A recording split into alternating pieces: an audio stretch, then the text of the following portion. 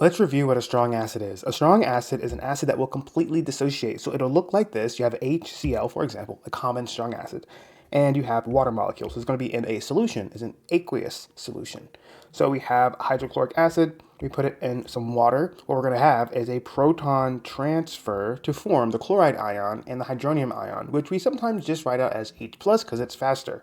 So here's what it looks like after this proton transfer. Notice that the proton was transferred from where it was near the chlorine to a water. Let's write out the full equation. It would be this. We have HCl, and we add it to some water. What we're going to get is the hydrogen and the water complex, which is called hydronium. That's aqueous. And we're also going to have the chloride ion, which is also in water, so it's aqueous. Since a strong acid will 100% dissociate, and we can also write an acid generically as HA. I just chose to use a real one like HCl, but HA just represents a generic acid. When we have a strong acid, it will completely dissociate or ionize, 100% breaking up, just like we saw all the H's here are broken apart from all the Cl's. In chemistry, we represent concentration of something with square brackets, and that concentration will be represented as molarity. Usually, and that's going to be a capital M. So if we know the initial concentration of that strong acid, because it'll completely dissociate or ionize, because it'll completely break apart to form the hydronium ion, or you can just also think of it as just the H plus ion, then we know the pH as long as we take the negative log of it. So I'll show you what that looks like, but just remember that P means negative log as a mathematical operation of something. And in this case, we're taking the negative log of the hydrogen ion concentration. So let me show you the shorthand version of the equation so you can kind of think about the fact that they're going to be basically the same thing. Here is the shorthand version of the equation. Just remember that the hydronium and the hydroxide ion, they're basically the same thing in our brains and mathematically. Now let's do one. Let's orient ourselves on what just changed on the screen. I showed you a real but simplified equation for the dissociation of an acid in aqueous solution, and this is the generic equation. We can represent acid by just like using HA, where H represents the hydrogen ion and A represents the conjugate base once it breaks off. So another thing, if you read this, you'll know it for sure. The hydrogen ion is simply shorthand for the hydronium ion. This says calculate the pH and the pOH of a 0.0232 molar hydrochloric acid solution. So to calculate pH, we're going to remember that P means negative log of. So negative log of, and we can just take this concentration here because the concentration of the acid will be the concentration of the hydrogen ion or the hydronium ion because it completely dissociates and it's a 1-to-1 ratio here. So the negative log of 0.0232 is simply some calculator stuff. And when you put it into your calculator, you're going to get about 1.63. There are no units for pH, but this would be equal to the pH. Something important to note, though, is that the pH scale also exists with the pOH scale. So let's review the pH scale, and then I'll tell you what pOH means. This is the pH scale. Anything below 7 is an acid under standard laboratory conditions. There's some numbers and temperature stuff. And anything above 7 is going to be considered a base. Because this is hydrochloric acid, even if you didn't know that, if you were to calculate the pH of a solution and you got about 1.63, you know that it's acidic because it's below 7 on the pH scale.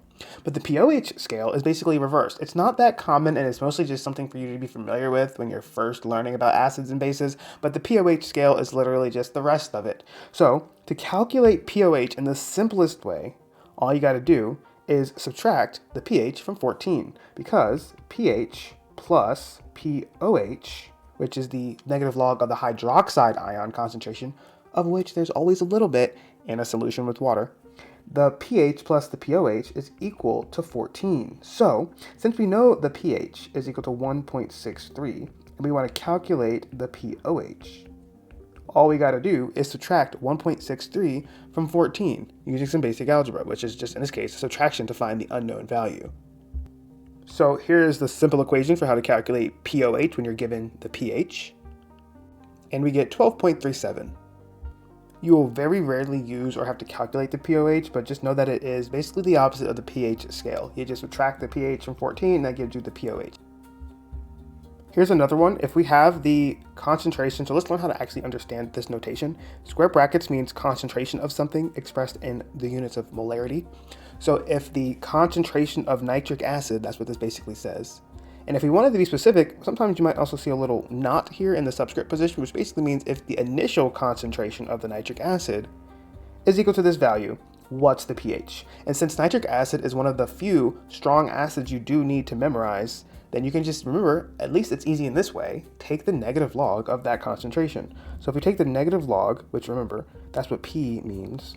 If we take the negative log of that 5.80 times 10 to the negative 4 molar, we're going to get is a pH of about 3.24. And that's it, that's the pH.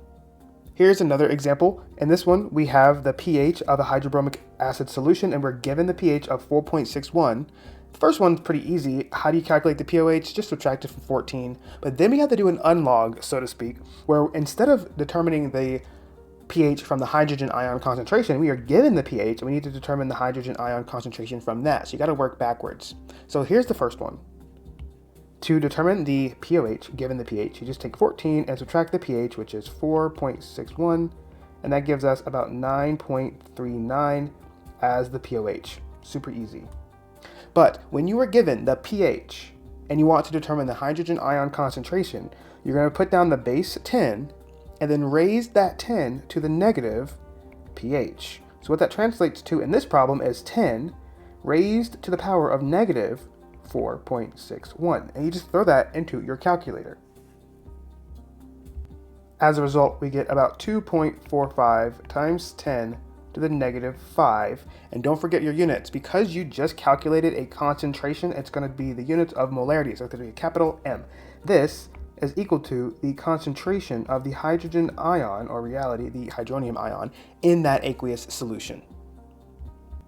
So in this lesson, you learned how to calculate pH from the hydronium or the hydrogen ion concentration, and you learned how to go backwards, which is how to calculate the hydrogen ion concentration from the pH. And in the mix, you threw in something pretty easy, which is how to calculate pOH, which is just like not that useful, but at least you know how to do it now.